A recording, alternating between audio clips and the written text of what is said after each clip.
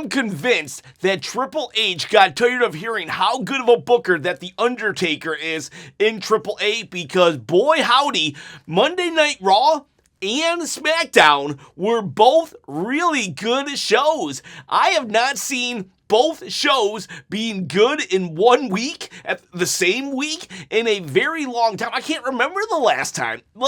I enjoyed myself tonight. There were things that I didn't agree with. There was even a segment that I just flat out didn't like. But overall, the entire presentation of SmackDown was really good. Even the matches that were still kind of a little on the long side kept my attention. For the most part, I thought this was a very solid outing. So good job, Triple H. Good job. Undertaker, please keep writing AAA like you are, because I want more of my WWE TV like this. So this is your one take, one shot SmackDown review, where I do a review immediately following SmackDown, so you get my gut reaction. Can't go to sleep and be like, you know what? Maybe it wasn't that good. Maybe it wasn't that good. No, you're just going to hear what I have to say right this second. But first, if you want to win this belt on my shoulder, all you got to do is comment below. You see, I'm giving away the belt at 30,000 subscribers on my quest to quit my day job, people. So please help me out.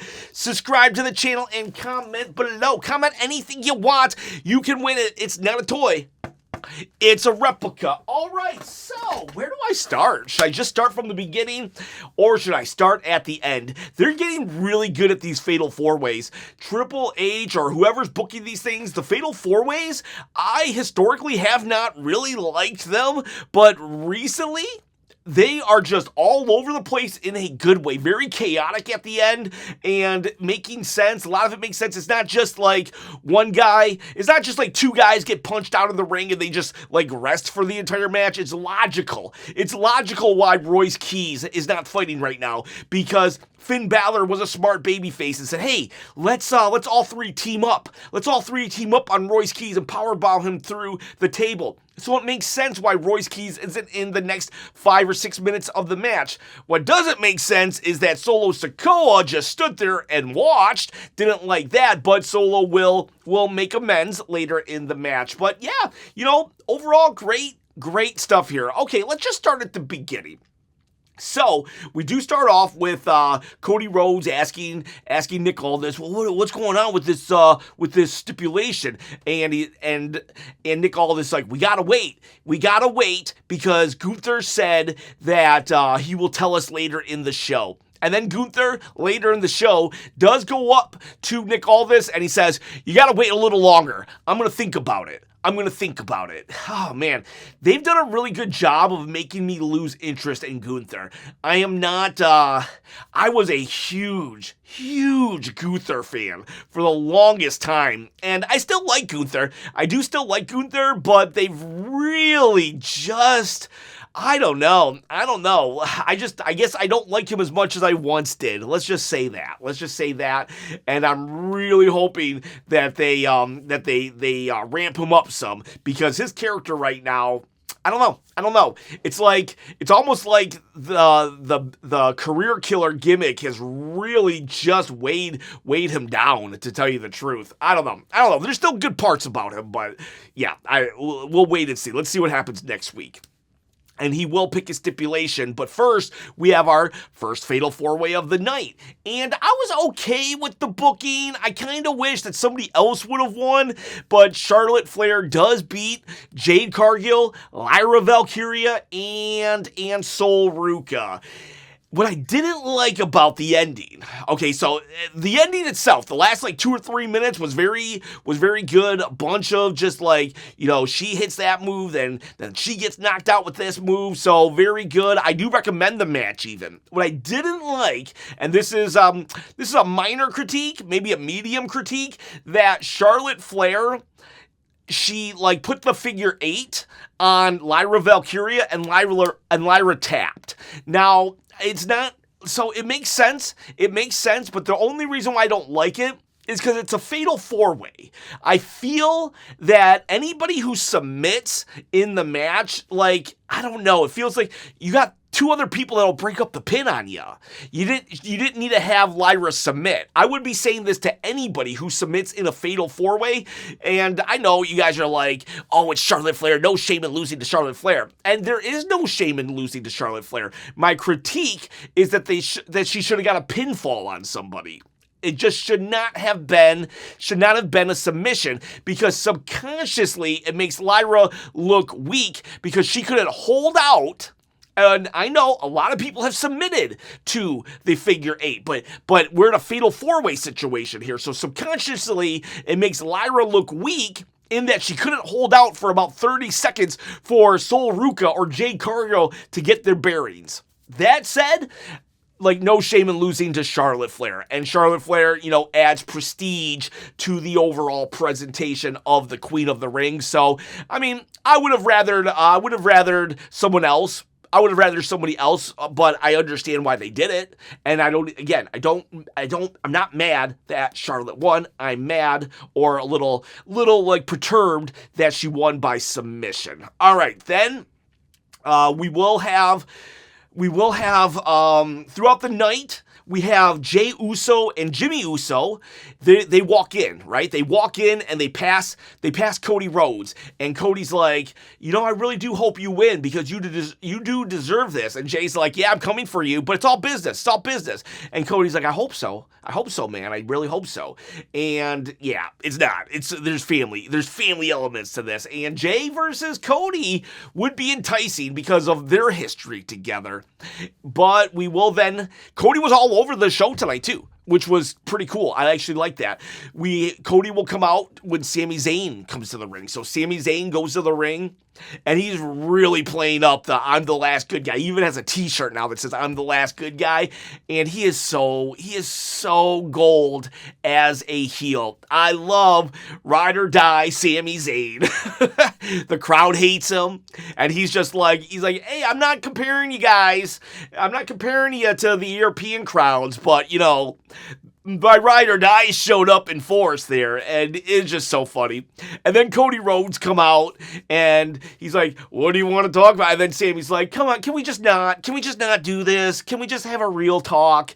And he just says to Cody Rhodes how, he's feeling slighted. He does the right thing or he does the wrong thing, and no matter what happens, it's always Cody standing tall, and he just doesn't appreciate Cody. And he even brings up the fact that of all the people that came out to celebrate with Cody Rhodes at WrestleMania 40, he's pretty much the only one left standing that hasn't turned on him. I mean, Jay hasn't turned on him either yet, but it seems like that's coming. And then Cody's like, come on, Sammy, what are you doing here? Do you want me to explain wrestling to you? And it's just, eventually it got nice because Sami was able to get under the skin of Cody, and I like when Cody is frustrated like that. And the best part was, at one point, Cody had a really good line to Sami. He said something along the lines of, I'm sorry, Sami. I'm sorry that you're never going to have this title because I have it, implying that he's never going to lose it. And then Sami just slaps him. And the moment Sami slapped him, I know a lot of people are going to be like, oh, why this makes Sami looks weak. That's the point. Sami is like this heel that is supposed to kind of look weak.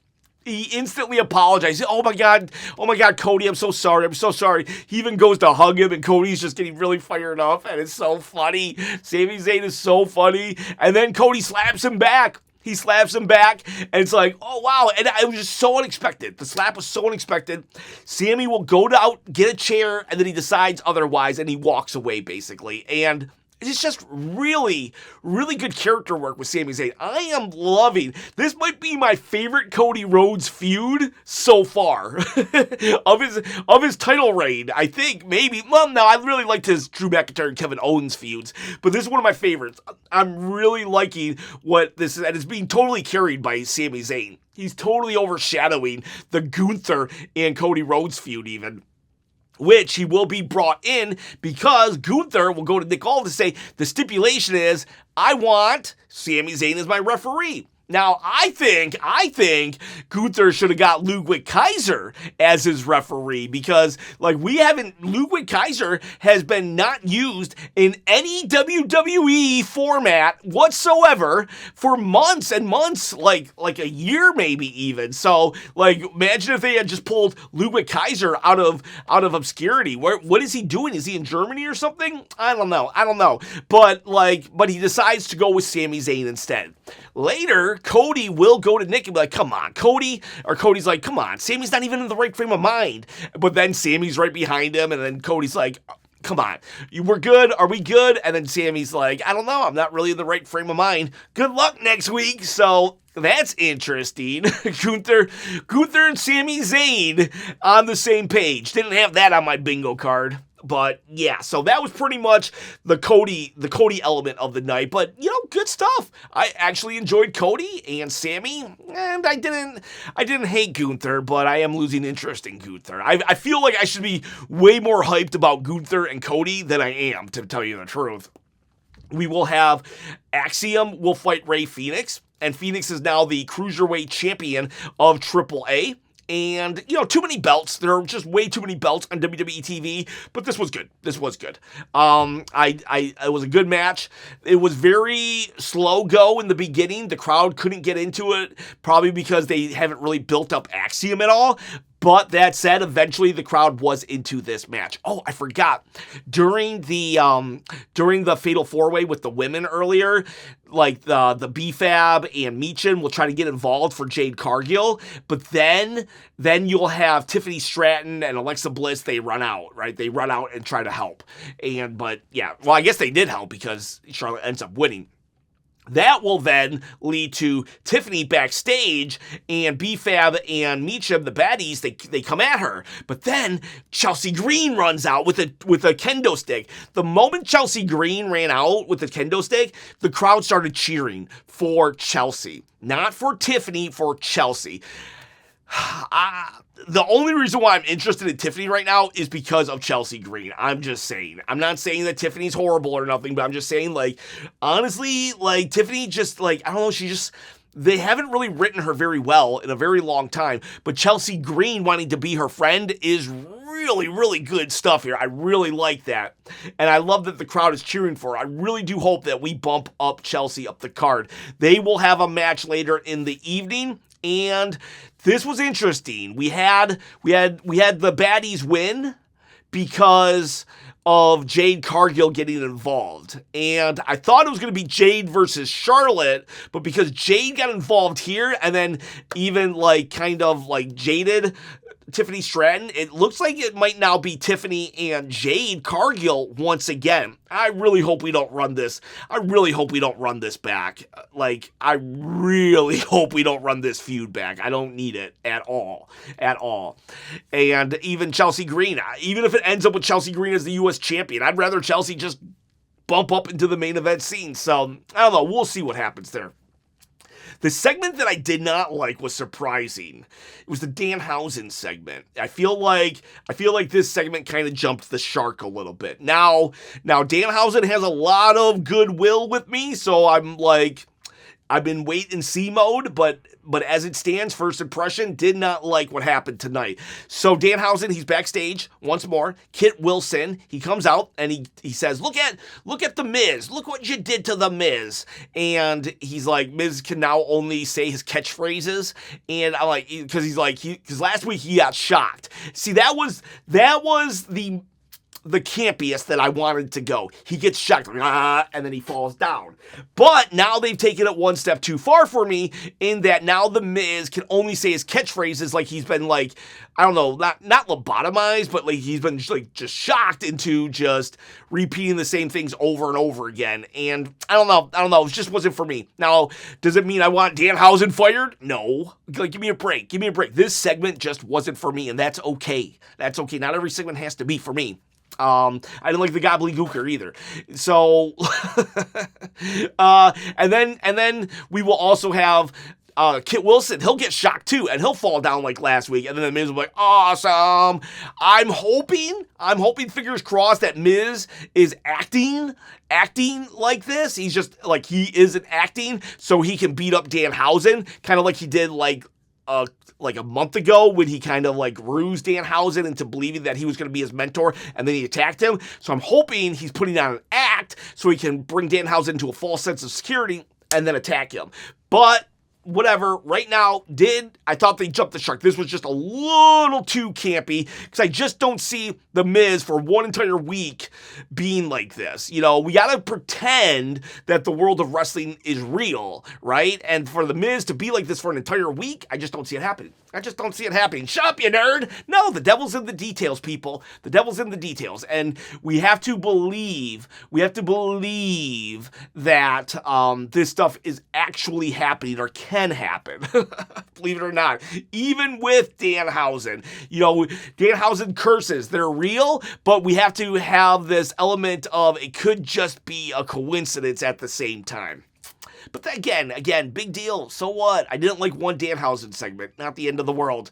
Cody and Jake. Oh, Jacob Fatu and the Usos. They're like, Jacob, what are you doing here? And Jacob's like, the OTC told me to go talk to Solo. So he then will go talk to Solo. And Solo's like, no, look at you, Jacob. You're bowing to him like a dog. You're like, because Jacob was said to bring back Solo. So Roman now wants to bring the whole family together. Interesting that a couple weeks ago on Raw, when Solo was on Raw, they said nothing to him, but let's just forget about that. Tonight, Jacob was like, I want you, Solo. And Solo's like, no, I'm not doing it. Solo kind of looks like a baby face here and made Roman to be like a villain, but at the end of the day, people are not going to boo Roman. A lot of shades of gray, and a lot of crisscrossing of storylines and elements, and what a tangle web we weave. And I really enjoyed it. We had Finn Balor. He is backstage, and R-Truth comes up to him, and he's like, oh my God, we're reforming the Judgment Day. And then Damian Priest came up to Finn Balor. I really liked this, because Finn Balor kicked Damian Priest out of Judgment Day and ran him off to SmackDown, kind of, sort of, not really, but like they hate each other. So I'm glad that Finn Balor and Damian Priest still don't like each other. I like that. But then, R-Truth just being, R-Truth, Judgment Day back together. So that was cool. Finn Balor will also come across Tama Tonga. If you don't know, Tama Tonga and Finn Balor are with the Bullet Club from Japan, New Japan Wrestling. And at one point, the Bullet Club was very much considered NWO-esque for Japan. So they're a big freaking deal. And the Prince moniker, you know how sometimes they call him the Prince? That's from New Japan, and that's when he was the leader of the Bullet Club, I do believe. I'm not a historian for Japanese wrestling. I do know some, so I could have some details wrong, but I think that's the gist of it. So that was interesting to see those two kind of like looking at each other. Kind of like the ghost of Finn Balor's past as he looked towards the future. We will then also, what else happened tonight? Then, we got the slap. Kiana James and Julia, they talked, and Julia said, I only needed you for my English and my business deals, but now I've been here long enough, now I know enough English to be able to say this. And then she just slaps her. I thought that was funny.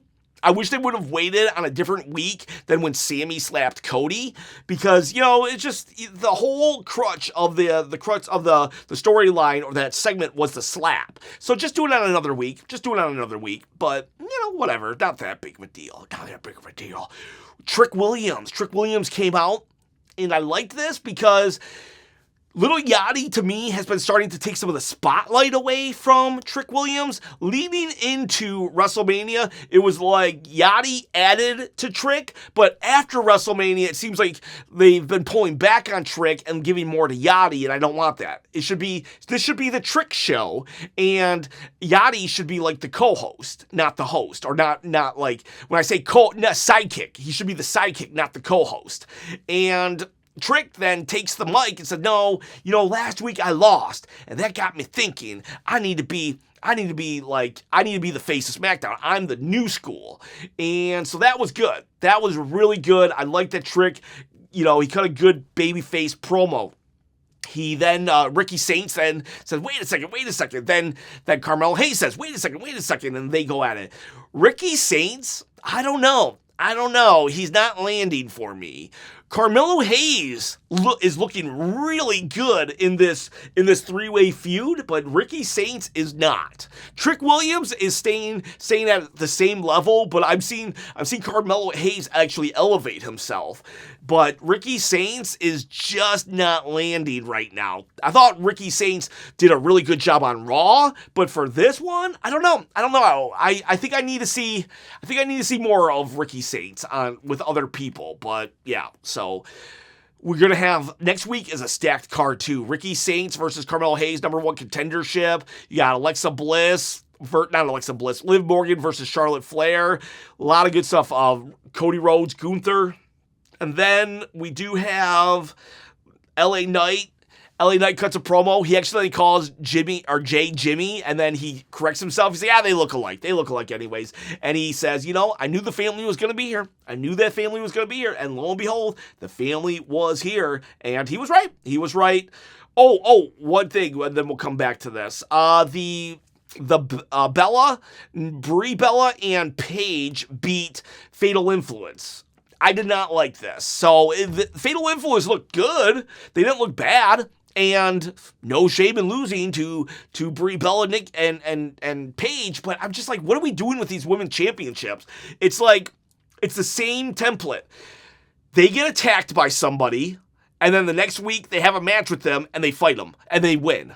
It's like, Fatal Influence, when they came onto SmackDown, they seemed like they were red hot and poised to take over. It seemed like really refreshing. You had Obafemi, you had Trick Williams. They were taking over. They were saying, make way so we can get into the higher mid-card and main event scene. And it felt like Fatal Influence was doing the same thing in the women's division. But since then, boop, boop, boop, boop, boop. They've kind of fallen down the card. I'm not saying their career's over. I'm just saying, I don't understand why we let them lose here. I don't understand why we even let this match happen. We should be building. If we're not going to be making JC Jane your U.S. champion or your main champion, give her faction the titles. This would have been a perfect opportunity to give them the titles. I just don't see why what we're doing with Brie and Paige. They're veterans. They could be putting these gals over. So didn't like that, but whatever. It's still a good show. I don't need to like everything. Contrary to popular belief, some people are like, oh, how could you just not like the show because you didn't like the outcome? No, it's not necessarily that. It still makes sense. As long as everything makes sense, I could not like the outcome, but still like the show. And it made sense.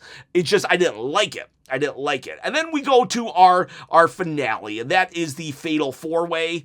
My favorite part of the show, though, was you had Jey. He comes out and he eats. He hasn't eaten in a while, so I didn't mind it as much because lately he's been coming out with just his black tank top and stuff and not eating. So tonight he came out. He was all yeeted out. And I didn't hate it. I did walk away, though. But everybody's out there, right? And LA Knight, he runs it back. That was such a beautiful little story beat. Just a very little story beat to get under the skin of Jey. It's not gonna change anything in the grand scheme of things, but it was something extra. They put a little bit of time and effort into writing that little story beat, and I appreciate it. For LA Knight to run it back just to make fun of Jey Uso, that was beautiful. That's what I'm talking about in the devil's in the details. That makes it just that much better. So I really did appreciate that. Everybody looked good. With the exception of Solo not helping Royce Keys that one time. But even then, he does eventually Samoan Spike LA Knight. So then we can have Royce try to get the pin. But then Jey, splashes him, and then Jey gets the pin, and now we're in a situation where it's Jey Uso versus Javon Evans and Obafemi versus Dominic Mysterio. So this is a really random King of the Ring, and I kind of like it. I do kind of like it. And there's I can see a path and a reason for everybody to win, with the exception of Javon. I don't really see Javon as a possible contender for as a main event at SummerSlam, but I could see it Javon versus Oba in the finals match. They have good chemistry and from NXT.